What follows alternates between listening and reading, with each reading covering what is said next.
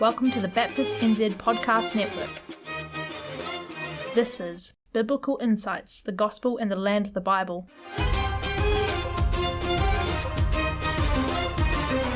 Welcome back. Thanks, Lauren. I'm Lauren Domigan. Yeah. And I'm Philip Church. And we're here to unpack some kind of interesting things today. Yeah, we're going to talk about what I call Zionism and Restorationism. So in the last episode, we talked about the different perspectives on the land. The Jewish perspective, looking at the Old Testament, the indigenous Palestinian perspective, having been there for centuries, and also maybe just lightly touched on the idea that the land, when we say the land in the New Testament, we're talking about the world. Yeah. So how does that tie into these complicated concepts like Zionism, restoration? I'm definitely going to need you to tell me what these mean. Right, well, let's see how we get on. The bit about the land being the world will come in a couple more episodes, but this one, I've got a bit of an agenda when I want to talk about Zionism and restorationism.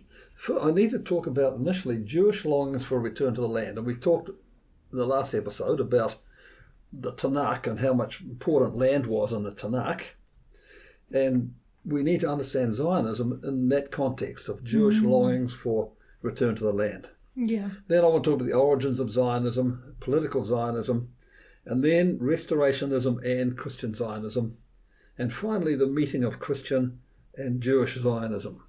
Take it away. So let's go.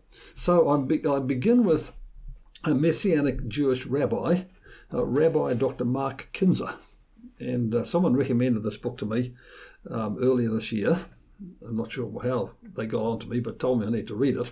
I actually found it quite frustrating, but that's something different. Jerusalem crucified, Jerusalem risen, the resurrected Messiah, the Jewish people in the land of promise. It says Mark Kinzer. And he writes this: for centuries, the idea of return to the land of Israel in Jewish tradition coexisted with a passive acceptance of exile. Longing for Zion was central to Judaism, yet no collective action was undertaken to actively pursue it. The bond with the land remained paramount in Jewish self-image. Jews understood themselves not only as a minority, but as a minority in exile. Their intimate bond with the land, rather than merely distinct beliefs and practices, prevented their shift from being simply a religious community. Yet despite the longing for Zion and the sense of estrangement from host countries, few moved to Zion. So these longings have been going for centuries. And at the end of the Passover celebration every year, they say, next year in Jerusalem. And so the Jewish people have been looking and longing for a return to Zion. Well, this is unsurprising. If you look at the Old Testament or the Tanakh, it's all about getting right with God and going back to the land. Back to Jerusalem. Yeah, next year in Jerusalem. So Rabbi Dr. Mark Kinzer, he's quite a well-known scholar. He works for a university in North America, but I found his book frustrating. I didn't go back to the fellow who recommended it to me. I thought maybe I'll just leave that. So what is Zionism? Zionism in the Jewish Virtual Library is described as a national movement for the return of Jewish people to their homeland and the resumption of Jewish sovereignty in the land of Israel. Right. So I want to distinguish Zionism from this longings for the land. So ongoing longings for the land, and now Zionism is something to put that into practice. Zionism is wanting full sovereignty of Jewish people over that land. So no one else gets it, it's just for Jewish people. Just for them. Right, I understand. God promised it to them, did he not? In the Old Testament, potentially. The term Zionism first appeared in 1890 when it was coined by a Jewish fellow called Nathan Birnbaum. That's quite recent. Yeah, 1890. Yeah, it's not that long ago. No. 130 years. And then another fellow I like very much is a fellow called Don Lewis. Don Lewis was taught history at Regent College in Vancouver before he died quite suddenly earlier last year. And he says we need to distinguish between traditional Jewish longings for a return to Zion from the new movement that emerged among Jews in the 19th century intent on making this happen. Right. Because the whole thing is that they want to make it happen no matter the cost. Yeah. So Zionism has got to make that happen. And I always remember Don Lewis. Don Lewis came to the Regent College Halloween party dressed up as a Star Wars stormtrooper. And I still have the photo on my computer. Then another quote from the Jewish Virtual Library. Since the establishment of the State of Israel in 1948, Zionism has come to include the movement for the development of the State of Israel and the protection of the Jewish nation in Israel through support for the Israeli Defense Forces. You hear about the IDF, which is the Israeli army. They call them Israeli Defense Forces because they say they are there to defend, not to attack.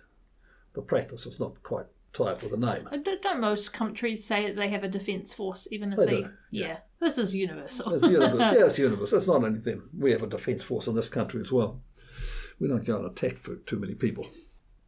So that's introduction to Zionism with Nathan Birnbaum. The other really important person in Zionism is this fellow called Theodor Herzl. And Theodor Herzl was a secular German Jewish journalist. And he wrote in 1896, so we're still just the end of the 19th century. He wrote in German, Der Judenstaat, and you can read it on the internet if you can read German. And if you can't read German, you can go and look and find the translation there in the Jewish state. And it's there. If you Google the Jewish state, you can read. It's not a very long book. So Herzl wrote The Jewish State in 1896. He wanted a homeland for Jews to escape anti-Semitism in Europe. And this is before World War II. This is 1896. 1896. So, well, as we both know, anti-Semitism is nothing new. Yeah. It's not something that came across in Nazi Germany. No. This is old. It's been there and we have to hang our heads in shame because the church has often been complicit in anti-Semitism. And so Herzl found this anti-Semitism in Europe, and he said the Jewish people need a homeland to escape anti-Semitism. Interestingly, Orthodox, conservative and Reformed Jewish leaders rejected Zionism. The return for the land that they longed for could only be heralded by the Messiah. Right. And religious Jews even today, some say, well, only the Messiah can do this. Now, though, secular Zionism looks back to the Holocaust, the establishment of Israel in 1948 and the success of the 1967 war as evidence to many Jews of God's faithfulness to the Jewish people. So Zionism began as a political movement and an entirely secular movement. These longings for a land, on the one hand, the longings for the land to get into there, and on the other hand, escaping anti-Semitism. Yeah. And I would say, if I look at it in the cold hard light of day, they needed a land to escape anti-Semitism. The putting into the practice is one of the issues. Some more about Herzl and Der Judenstaat. A reminder then that the modern struggle over Palestine has its origins not in religion but in politics. Yeah. So we've got longings for the land, but this political movement arose in the late 19th century to actually put into practice these longings for the land. It resulted from the discovery by Jewish leaders in Europe that anti-Semitism would not go away and they needed a homeland away from Europe. Interestingly, they said, where would we have our homeland? And if you read Der Judenstaat, you find that they suggested Cyprus maybe, Uganda, Argentina were considered, anywhere to escape the misery of anti-Semitism. That's really interesting because I thought that they would only ever think about one homeland. But they were saying, well, we should just find anywhere that will have us and we can have our own sanctuary away from anti-Semitism. Let's go to Argentina. Argentina was really up there. Really? Let's go to Argentina. Imagine that. Yeah. The Israeli state was in Argentina. Yeah. How interesting. They settled on Israel, and Herzl called it our ever memorable historic home. And I've got a quote from Herzl. He says, Palestine is our ever memorable historic home. The very name of Palestine would attract our people with a force of marvellous potency. If His Majesty the Sultan were to give us Palestine, we could in return undertake to regulate the whole finances of Turkey. We could there form a portion of a rampart of Europe against Asia, an outpost of civilization as opposed to barbarism. Okay. So this is what Herzl, not only let's find a homeland away from anti-Semitism, but think of the great stuff we could do once we got there. Yeah. So the impetus for this, then, is that according to the Tanakh, Israel was not only to dwell in the land, they were to possess it. That means political independence, control of the land, its resources, highways and agricultural produce, and freedom of the inhabitants. So empty it out, so it's all theirs. Well, a very early Christian Zionist, we're talking about Christian Zionism, a very early Christian Zionist coined the phrase, a land with no people for a people with no land. Which we've talked about in the past episodes. It's just not true. It's just not true. So, when people sin, God punishes them by expelling them from the land. They are restored to the land if they repent. Nation, city, land and political entity have a shared destiny, so Israel can only be redeemed in the land of Israel. So that's the impetus. Right. And of course, if you go back, you go to that land with the animals and the crops and the weather and all those things we talked about earlier. This is where we have to do it. So that's Jewish political Zionism. Now I want to talk about Christian Zionism. Christian Zionism, I wrote an article once. I declined to call it heresy, but, I waver in and out. Tuesdays, Mondays, Wednesdays and Fridays, I think it's a heresy. Tuesday and Thursday, I'm not so sure. This is more from Don Lewis. Historically, the term Restorationism, which we mentioned, was used to designate the belief that the Jews would one day be physically restored to their homeland in the Middle East. It was generally understood that this physical restoration would occur after the mass conversion of Jewish people to the Christian faith. This is back to Romans 11:26. In this way, all Israel will be saved. Yeah. And Jewish longings for the land, and then there's this idea of Restorationism, which was prominent in Britain in the 19th century, and this is the church in Jerusalem we talked about, build a place for these Jews to worship when they repent and return to the land. The shift from a prophetic restorationism that envisaged the eventual return of the Jews to a political movement that promoted such a return in the here and now occurred in the 19th century. This is new. So the longings for the land and the idea that God would restore them to the land was one thing. In the 19th century, with Herzl and Birnbaum and others, we now got to do something about it. Don Luce writes again, I define Christian Zionism as a Christian movement which holds to the belief that the Jewish people have a biblically mandated claim to their ancient homeland in the Middle East. Today, the term Christian Zionism is widely used of Christians that hold that the state of Israel's right to exist is based on biblical teachings. I qualify this because before the 20th century, many restorationists envisaged a Jewish return and a Jewish homeland, but not necessarily a Jewish state. So politics has moved in here again. Right. Christian Zionists are now looking for a state of Israel, and Christian Zionists today say, according to the Bible, the state of Israel has a right to exist. And this goes back to maybe turning a blind eye to suffering in Palestine because it's terrible that it's happening, but they believe that Israel has a biblical promise that they have this land. And God has called us back to it. And God is on their side, and so therefore this is God's will. Yep. That's Christian Zionism. So, Restorationism flourished in the 19th century in Britain. And we talked in the very first episode about the London Jew Society. Oh, I remember. The London Society for the Promotion of Christianity Among the Jews, and their establishment of the church in Jerusalem in 1849. That was really top of mind among the evangelical Christians in 19th century Britain. Lord Shaftesbury, who was a British political figure by name Anthony Ashley Cooper, the 7th Earl of Shaftesbury, he took out a full-page advertisement in the Times in London in 1840. And a quote from this full-page advertisement says this, a memorandum, I've no idea about this memorandum, a memorandum has been addressed to the Protestant monarchs of Europe on the subject of the restoration of Jewish people to the land of Palestine. This man was an evangelical Christian. The document in question, dictated by a particular conjunction of affairs in the East and other striking, in quotes, signs of the times, reverts to the original covenant which secures that land to the descendants of Abraham. So here's evangelical Christian, Lord Shaftesbury, Anthony Ashley Cooper, advertising in the Times in London, full-page advertisement, saying something's going to happen about restoring that land to revert to the original covenant which secures that land to the descendants of Abraham. Right. So this is restorationism. This is not Christian Zionism yet. This is restorationism, and so they build the church and so on. Then we get the man William Heckler. William Heckler, you can Google him. He's got a wonderful beard if you look for images on the inside. He looks like Father Christmas. He does look like Father Christmas, yeah. William Heckler knocked on the door of Herzl house one day in Germany and said, "Here I am. I've been waiting for you for ages." I've been waiting for you. Here I am.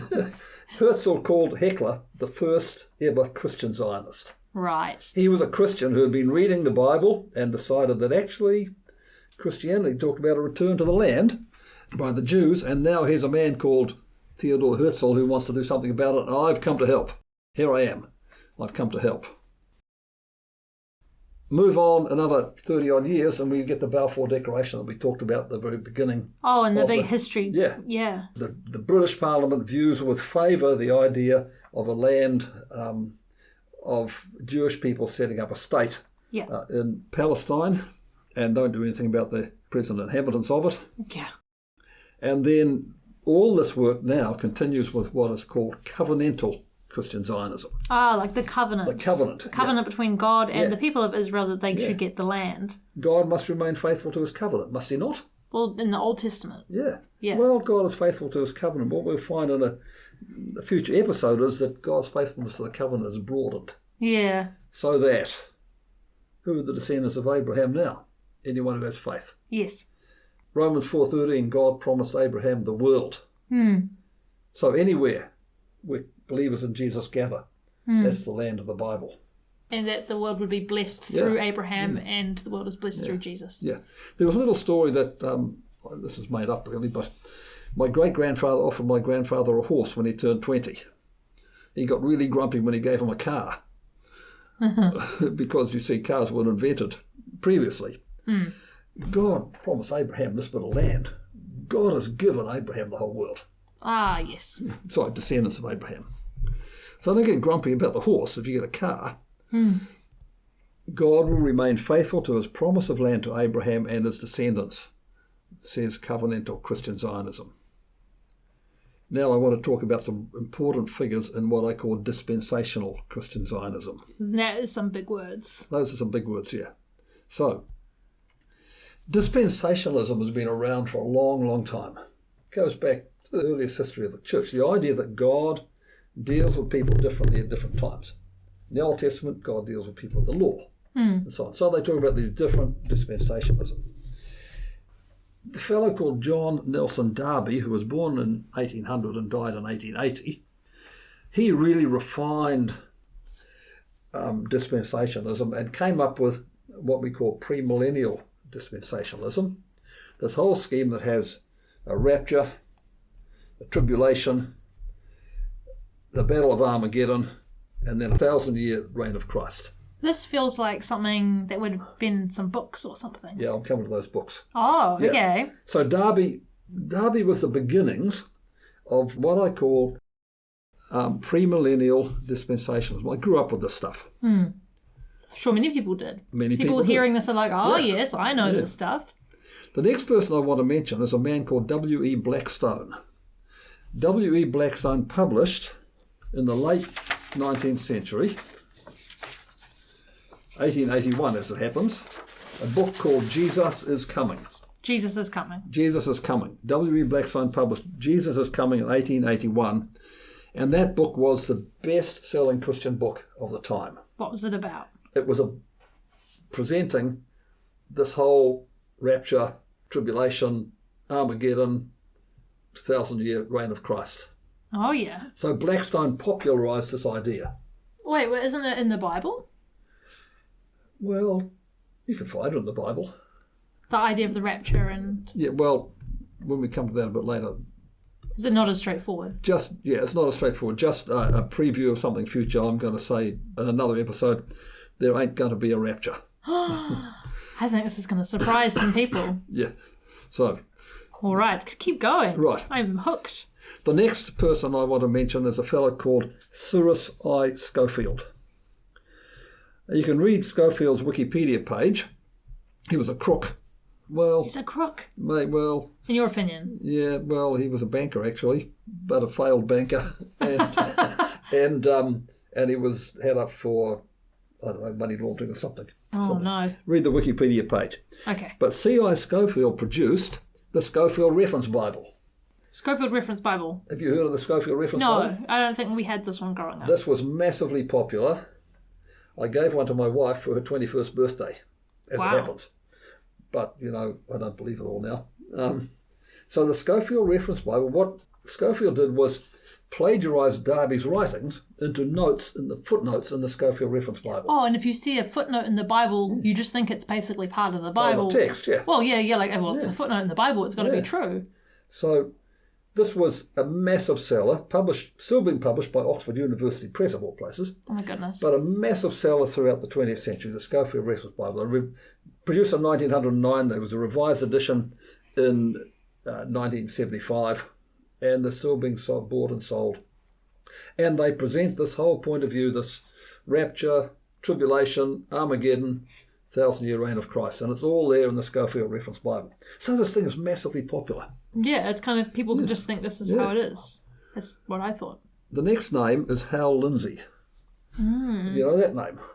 Maybe. Maybe you're a little young for Hal Lindsey. Maybe. Hal Lindsey wrote in 1975. Hal Lindsey, he wrote this book called The Late Great Planet Earth. Okay, that sounds like a bit of a science fiction kind of sounding title. Well, it sort of sounds like that. But what Hal Lindsey did, simplistically, tied the book of Revelation to current events going on.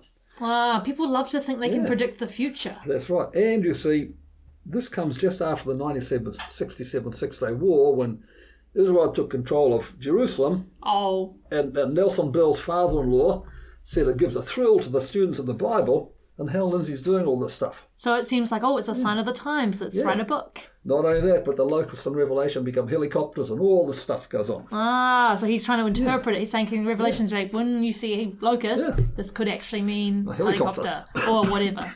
And then Matthew 24:34 says, this generation will not pass away until all these things are accomplished.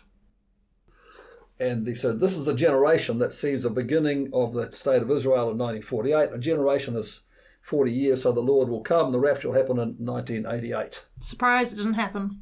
Well, yes, and so Hal Lindsey actually continually updated his book and set a new date. Oh, my. So, Hal Lindsey, whatever you got to do to sell the book. That's right. Hal Lindsey was a massive seller. And you can go and get the Hal Lindsey newspaper, something, Hal Lindsey Daily Report or something, where it ties what's happening in the newspaper with what he can find in Revelation. It's great stuff. But really, really popular.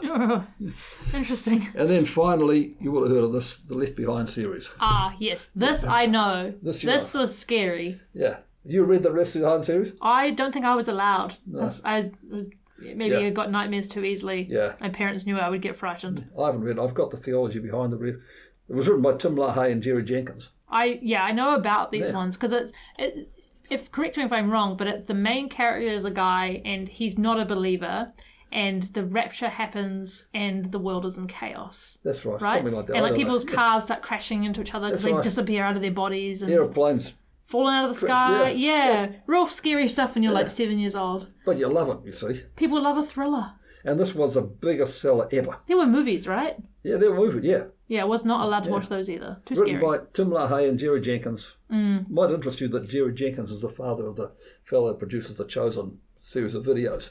Oh. As it happens. Controversial. But I don't think it's on the same. I don't think it's on the same wavelength. No.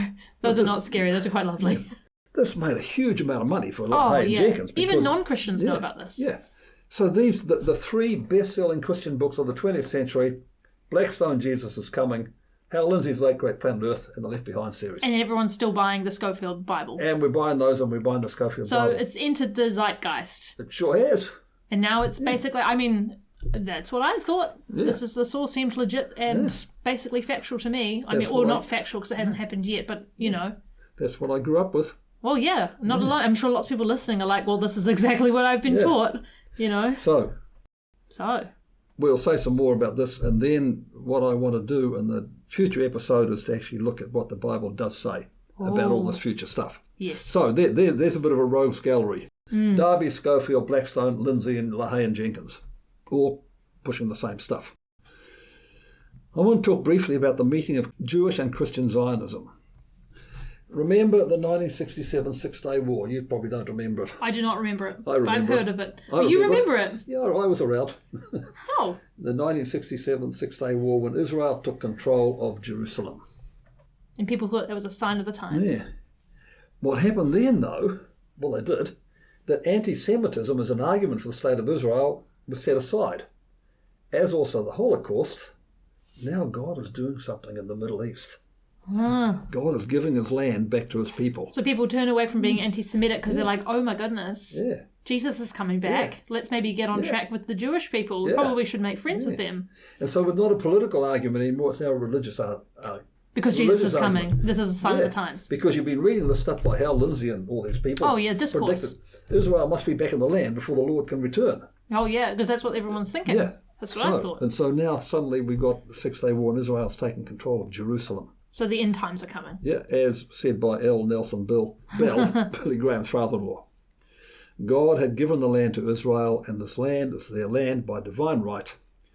Jesus will return in the millennium and reign from Jerusalem. Israel and the land then becomes a necessary precondition to the second coming, and if you say anything against that, you're delaying the second coming or something. Right. This is what I think most people think of, right? They think, okay, yes, this whole Gaza war, to take it back to the present, it's terrible, but there's like this thought, a school of thought, that the Jewish people have to have Israel so that Jesus can come back. And there's suffering in the Bible, the Jewish people have to go back into the land and then reoccupy it and then return to their land eventually. So that's just what's happening today. It's just like the Bible. This is their land, and then when they have the land, Jesus can come back. So I think would you agree that that's kind of... Yeah. That's people think, right? Yeah. This is what's going on. And, I really shouldn't do this, but I debate with people on Facebook. Oh, Phil, you don't. Someone puts a post up on Facebook and I say, here's a question for you. And this usually goes on for about 47 posts. And I should really say, I've got to step back. But it's not good for your mental health. Not good for my mental health, no. Not good for anyone's mental health. So, stay off Facebook, everyone. Yeah. Social media makes you silly. Yeah, it does. Yeah. So Zionism became now not so much interest in the restoration of Jewish people, but unconditional support for the state of Israel. So it really has gone from a political thing to a religious thing back to a political thing because it's a state of Israel. So the name John Stott, I don't know whether do you know the name John Stott? No, so sorry. John Stott, one of the really important evangelical Anglican churches in London is All Souls Church in Langham Place. John Stott worked there for 40 years. Right.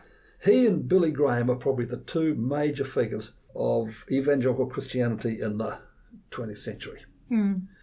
John Stott wrote this, and not many people know this. Political Zionism and Christian Zionism are biblically anathema to the Christian faith.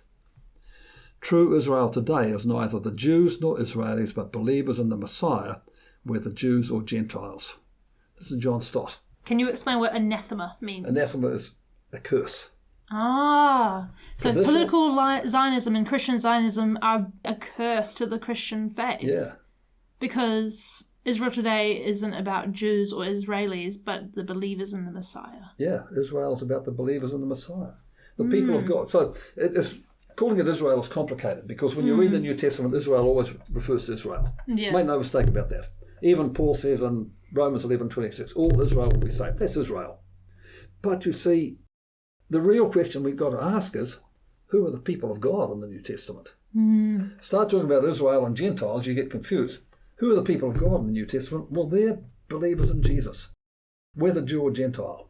Yeah, it doesn't say in the Bible that you have to be a certain race to be saved. No. That's definitely not. Yeah. It's for everybody. Correct. So there we are. A couple of other, we talked about Hal Lindsey, and there's a couple of other Christian Zionist organisations. One is Christians United for Israel, initial CUFI, and the leader of Christians United for Israel is a pastor called John Hagee. I think this is right. John Hagee did a full-page advertisement in the Washington Times on January 27, 1992, claimed that there are 70 million Christian Zionists in the United States. 70 million? 70 million. Now, if there's 12 million Jews in the world, Christian Zionists outnumber them by about 6 to 1. Oh, okay. Christian Zionists, there's lots of people who are Christian. Yeah. And so the subset of that of the Christian Zionists, so there's a lot more Christian Zionists than Jewish people. Christian supporters of the State of Israel. Yeah. Outnumber Jews by 12 to 1. So there are a minority. Yeah. You know the name Nikki Haley.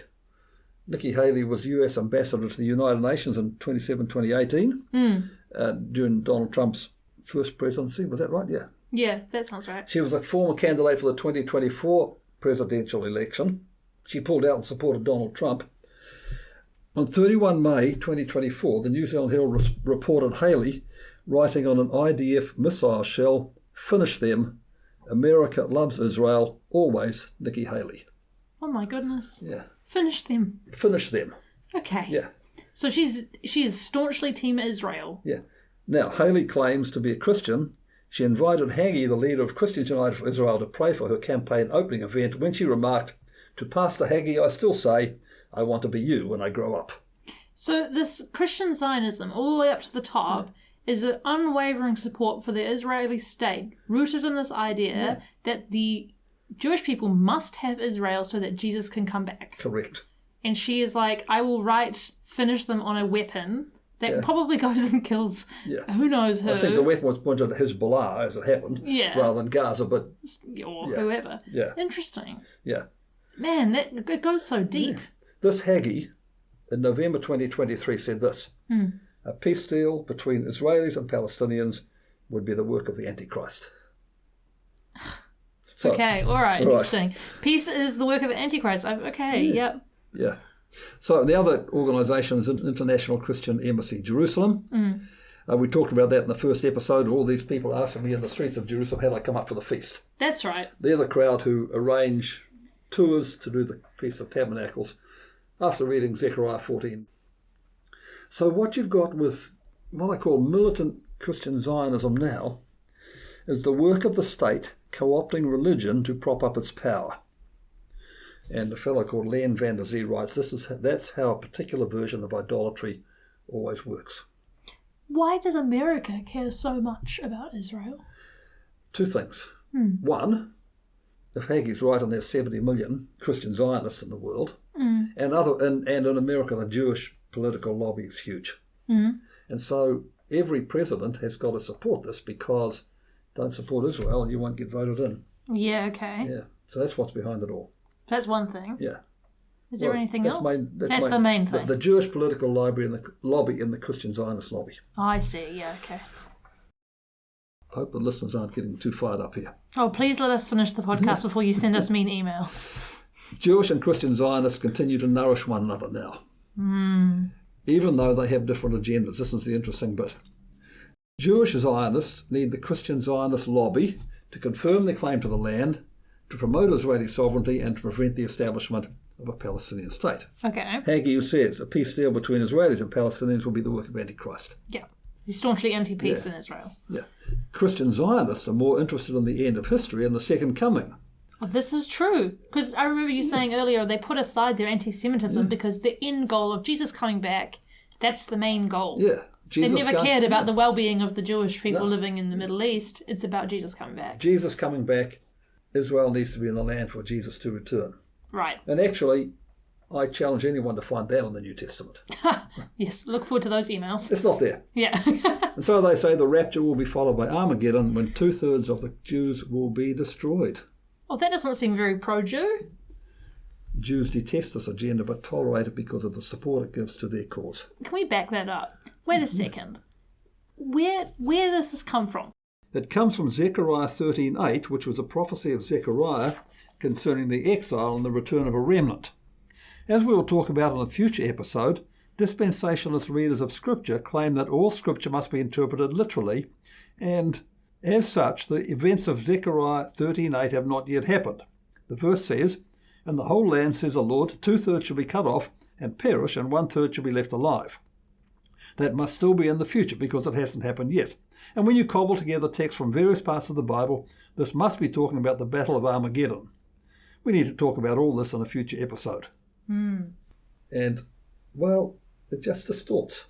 And it grows out of Schofield, Blackstone, Lindsay, and LaHaye and Jenkins. All this stuff happens. And ultimately, in the Battle of Armageddon, 2/3 of the Jews will be destroyed. But Christian Zionists and Jewish Zionists nourish one another. Because they have this shared thing where they both want the homeland, for Yep. Jewish people. Yep. Jewish people so they can live there forever, Yeah. and the Christian Zionists so that Jesus can come back. Yeah. And side note, Jewish people will be killed. Yeah. Maybe that's not the goal. They're not saying, we want the establishment of the Jewish state. So they're not hoping for Armageddon as a side product of Jesus coming back. Correct. Yeah. Okay, I'm understanding you. I think I'm Right. following. This is complicated. Yes. I know it's complicated. But, yeah, so this is why I sometimes think it's a heresy. Because there's one other thing. Well, we'll talk about this later, but there's one other thing. Christian Zionists, not only will Jews be back in the land, the temple will be rebuilt and the sacrifices reinstituted. Where does it say the sacrifices? In the Bible, it says that sacrifices will be reinstituted? No, it doesn't say that. But you see, that's because you can read the Old Testament as though the New Testament had never been written. Which is what they do because they don't believe in Jesus. Yeah. Well, they believe Christian Zionists read it that way too. Oh. They read the Old Testament as though the New Testament had never been written. Well, it doesn't seem right. It doesn't seem right. Not to my mind. I thought that whole point is that Jesus was the last lamb to be sacrificed. Yeah. That was the end of it. Yeah. He died for the world. And if the sacrifices are reinstituted, as the Christian Zionists will tell you, what does that say about the sacrifice of Christ? Wasn't it good enough? Well, yeah, that sounds like it's like, sorry for sending your only son, but we're going to keep killing sheep. That feels like a slap in the face of God. Yeah, correct. I would not want to be saying that to God's face. No, I wouldn't either. So, no, never. Sometimes I think... It doesn't make sense. Sometimes I think Christian Zionists read the Bible without enough imagination, and sometimes I read it with too much imagination. And it's drawing a... That's human nature, though. People love to embellish. Yeah. So, I've got one more thing to talk about before we leave. Okay. I want to talk about replacement theology. Replacement theology? Replacement theology. When we talk about that, you're going to get, because you're part of this, you're going to get emails from people saying, this is replacement theology. This is I got one today from a guy I'm talking to on Facebook. This is replacement theology, pure and simple. I don't know what replacement theology is. I'll tell you what it is. Please. This is it's very hard to define, but this is the best definition I found by a fellow called Terence Donaldson. Replacement theology is that the idea that the church has succeeded and replaced Israel as a people of God and has inherited everything in value in Israel's traditions, and consequently pre-Christian Israel has been rendered obsolete. So nobody believes that, but the Christian Zionists will tell you that's what you believe. So they're saying that because we're saying, someone might be saying that we don't need the new temple and we don't need to reinstitute sacrifices, that we're discounting... we don't need the land. We don't need the land, that we're discounting the existence of Jewish people?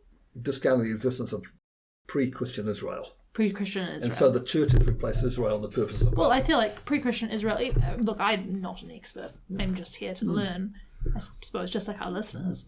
But pre-Christian Israel shows the way people fall in and out of relationship with God, and we only have Jesus because of Israel. Yeah. So when I say Israel need not be in the land, the temple need not be rebuilt, and the sacrifices need not be reinstituted, then the accusation is this is replacement theology because Christianity has replaced Israel. And God is, the whole premillennial dispensational scheme says God used to deal with Israel, then Jesus came, and now we've got this 2,000-year gap, and then God's going to start again with Israel. And I'm saying God isn't going to start again with Israel, and so that's replacement theology. How do you counter that? Right. I've got two things. One thing that I wrote. Since Jesus came, it is no longer appropriate for Israel to relate to God as it had in the past. Since Jesus came, we don't need those sacrifices anymore. We don't need the old law. Yeah. This does not spell the rejection of Israel, though. Israel is still Israel, and Jewish identity and ethnicity are compatible with allegiance to Christ. What is incompatible is a former covenant with association ritual. What has been superseded or replaced is not Israel, but Israel's religious system. Because he came to end the old law. Yeah. He is the new law. And end the sacrifices. Yeah, true. They pointed to him, and now the reality has come. One more quote, and then we finish our episode. This is said much better than I could ever say it. The fellow's name is Joseph Mangina. The church is continuous with the historical people of Israel. The early Christians were a Jewish sect. Their sacred writings were the Hebrew Scriptures. Thus the story of Israel was their story. They were part of the people of God who lived after the Messianic era had begun, but before the final coming of the kingdom. While the church continues Israel's story, she is not the fulfillment of that story. Only Jesus Christ is that. The last word has not been spoken about the fate of unbelieving Judaism. God is not finished with Israel. No. Israel has not been replaced. God still has things to do for Israel. What I want to say is that it has nothing to do with land, Jerusalem, or temple. Yeah. And when you find, for example, Romans chapter 11, which talks mainly about the restoration of Israel, land, city, and temple are never mentioned in the whole chapter. No. So, one more thing before we close. Remember John chapter 2. Yeah. Jesus turns up in the temple and he cleanses the temple, and the religious leaders say, what authority do you for this? And Jesus says, destroy this temple and in 3 days I will raise it up. And they said, what? Here it has taken 46 years to do this temple. You going to do it in 3 days? And John puts a little note. He was talking about the temple of his body. Yeah. God no longer dwells in a building in Jerusalem. God then was dwelling in Christ. Yeah, I agree. He is the new temple. And then since he's gone, his spirit dwells within the believers. So the hyperfixation on the temple ignores the body. Yeah. Broken for us. And so as though this building is important. Now, God doesn't dwell in a building in Jerusalem any longer. No. God dwells wherever believers in Jesus gather. That's true. So, we've come to the end of discussion of Zionism and replacement theology. I apologise if people's hackles have been up about this, but this is really important stuff. And as I say on Tuesdays and Thursdays, I think it's a heresy. So thanks for coming again, Lauren. Yeah, no. Thank you for a good conversation. No, my pleasure. I enjoyed learning about this. And I'm looking forward to next episode. What are we going to talk about next time? Next time, in the next 2 episodes, we're turning to the Bible. Oh, that's good. We'll go back and look again at the Old Testament, and then at how the Old Testament scriptures about Israel are interpreted by the writers of the New Testament. I'll give you just a little heads up. Old Testament prophetic prophets gave, generally their messages can be boiled down to 3 kinds of unit of prophetic speech. We have prophetic speeches against Israel, prophetic speeches against the nations, and prophetic speeches of blessing to Israel. The New Testament writers pick up those prophetic speeches of blessing to Israel and read them in connection with Christ and the church. Well, that's a good teaser. Yeah. Well, we look forward to having you along next time for the ride, and thank you for listening. Let's do it again. Thanks, folks. I look forward to seeing you next episode. Next episode.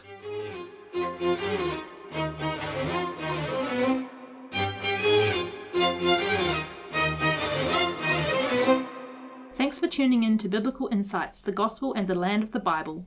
We hope you gained a deeper understanding of God's Word today. If you have questions or comments, we'd love to hear from you. Email us at biblicalinsightspodcast@gmail.com. A huge thank you to our amazing producer Mike Crudge and our talented audio editor Karis Fotheringham, and thank you to the Baptist NZ Podcast Network for supporting us. If you've enjoyed this podcast, please take a moment to review and rate us on your favourite podcast platform. Your 5-star rating and thoughtful reviews help us reach more people with biblical insights. Join us next time on Biblical Insights, the Gospel and the Land of the Bible, as we continue to explore the Bible and its relevance to our everyday lives.